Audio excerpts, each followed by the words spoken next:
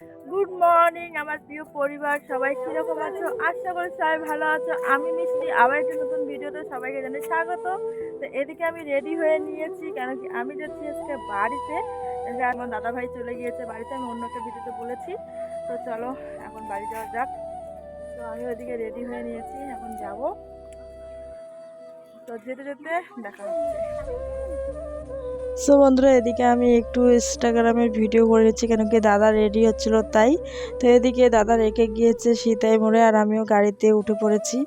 আর বন্ধুরা, বলতে গেলে কি, তোমার দাদা ভাই কিন্তু জানে না যে আমি বাড়িতে যাচ্ছি। আমাকে ফোন করেছিল, তাও আমি বলেছি যে বাড়িতে আজকে যাব না, আমি কালকে যাব। তো তখন দাদা ভাই ওটাই যে বিশ্বাস করেছিল। তো আমার খুব খুশি লাগছে, কেন কি আমি তোমার দাদা ভাইকে সারপ্রাইজ দিতে পারবো। তো এদিকে আমি ফাইনালি নেমে পড়েছি, তারপর তোমার দাদাভাইকে ফোন করছি, কিন্তু তোমার দাদাভাই বলে ক্ষেতের মধ্যে, মানে জমির মধ্যে কাজ করছে। আর মেয়ে এখানে পরোটা খাচ্ছে, আর টোটো পাচ্ছিল না, তাই মেয়েকে পরোটা খাচ্ছিলাম, আর আমিও দাঁড়িয়েছিলাম। তো এদিকে ফাইনালি আমি টোটোতে উঠে পড়েছি। আর সত্যি বন্ধুরা, আমি মানে এসেছি, আর তোমার দাদাভাই জানে না। সত্যি দেখলে কিন্তু অনেকটা অনেকটা খুশি হবে।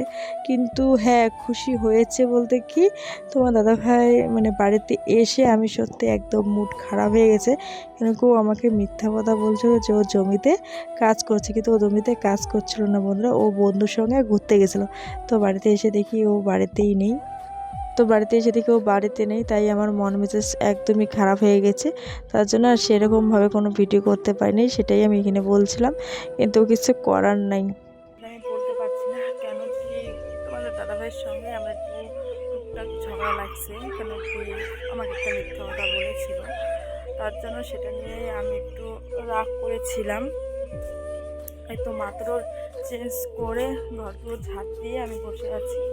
সেই জন্য আমি কোনো ভিডিও তোমার সঙ্গে শেয়ার করতে পারিনি, কেন কি আসার পর থেকে আমার মন মেজাজ একদমই ভালো ভালো ছিল না। তাই খালি একটা কথাই বলতে চাই, যাকে বিশ্বাস করো সে যদি কখনো মিথ্যা কথা বলে না, সত্যি তার থেকে কষ্ট জানি পৃথিবীতে নেই। ওটা জানি না কীরকম হলো।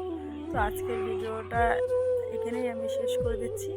তো আগামীকাল যদি মন মেজাজ ঠিক থাকে অবশ্যই ভিডিও নিয়ে আসবো। তো সবাই সুস্থ থাকবে, ভালো থাকবে। আর